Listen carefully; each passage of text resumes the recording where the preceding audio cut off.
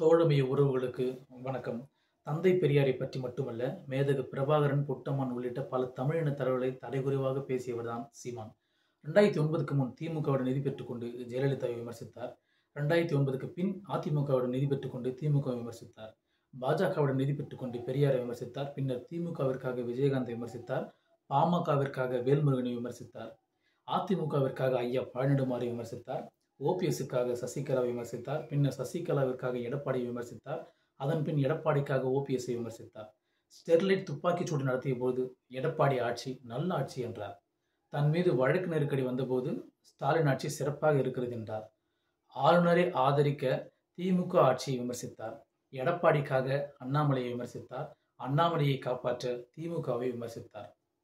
Methane திட்டத்திற்காக நம்மாழ்வாரை தெலுங்கர் என்றார். தமிழ்நாடு விடுதலைக்கு படை கட்டிய தோழர் தமிழரசனை தேங்காய் சில்லிக்கு ஆசைப்பட்டவர் என இழிவு செய்தார். காவிரி டெல்டாவை காக்க ஹைட்ரோ கார்பன் திட்டத்தை எதிர்த்து சிறை சென்ற பேராசிரியர் ஜெயராமனுக்கு கட்சி மூலமாக கொலை மிரட்டல் விடுத்தார். அணு உலையை ஆதரித்த வைகுண்டராஜனுக்காக உதயகுமாரை விமர்சித்தார். 2009 இலங்கைக்கு ஆயுதம் ஏற்றி சென்ற இராணுவ வாகனங்களை அடித்து நொறுக்கி சிறை சென்ற கோவை ராமகிருஷ்ணனை தமிழர்கள் என்றே இழிவு செய்தார். ஸ்டெர்லைட்டை ஆதரித்த ரஜினியிடம் நட்பு பாராட்டினார். ஈழத்தை ஆதரிக்காத கமலஹாசனுடன் கூட்டணிக்கு பேச்சுவார்த்தை நடத்தினார். மேதகு பிரபாகரனை கொச்சைப்படுத்திய பாரிவேந்தருக்கு பெருந்தமிழர் பட்டம் கொடுத்தார். மேதகு பிரபாகரனை தூக்கிலேட்ட வேண்டும் என்ற காளிமுத்துவிற்கு விழா எடுத்தார். ஈழப் போராளிகளை கொச்சைப்படுத்தி திரைப்படம் எடுத்த பாலச்சந்தருக்கு புகழ் வணக்கம் செலுத்தினார். விடுதலை புலிகளை பயங்கரவாதிகள் என்ற மாப்போசியை கொண்டாடி கூட்டம் நடத்தினார். விடுதலை புலிகளை விசாரிக்க வேண்டும் என்ற தீர்மானத்தை ஆதரித்து ஊர்வலமே நடத்தினார்.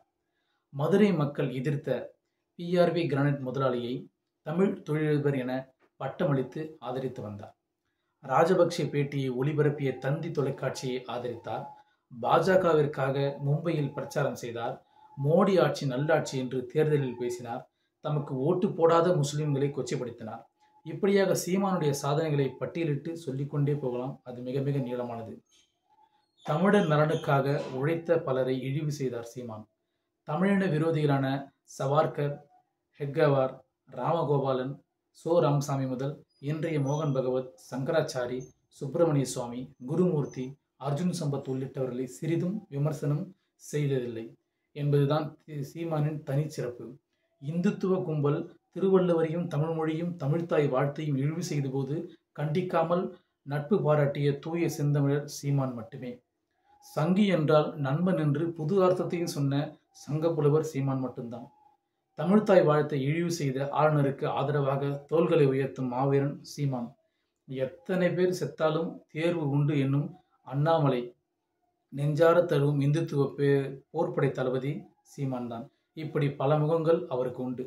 இவரால் தமிழ்நாடு கண்ட முன்னேற்றம் என்ன என்பதை விட தமிழர்களால் இவருக்கு கிடைத்த முன்னேற்றம் என்ன என நீங்களே சிந்தித்து சீமானின் உண்மையான முகத்தை உணர இது ஒரு வாய்ப்பாக இருக்கும். முட்டாளா இருப்பதும் சீமானின் ரசிகனா இருப்பதும் ஒன்றுதான். இருவரையுமே யாராலையும் காப்பாற்றவே முடியாது. நன்றி, வணக்கம்.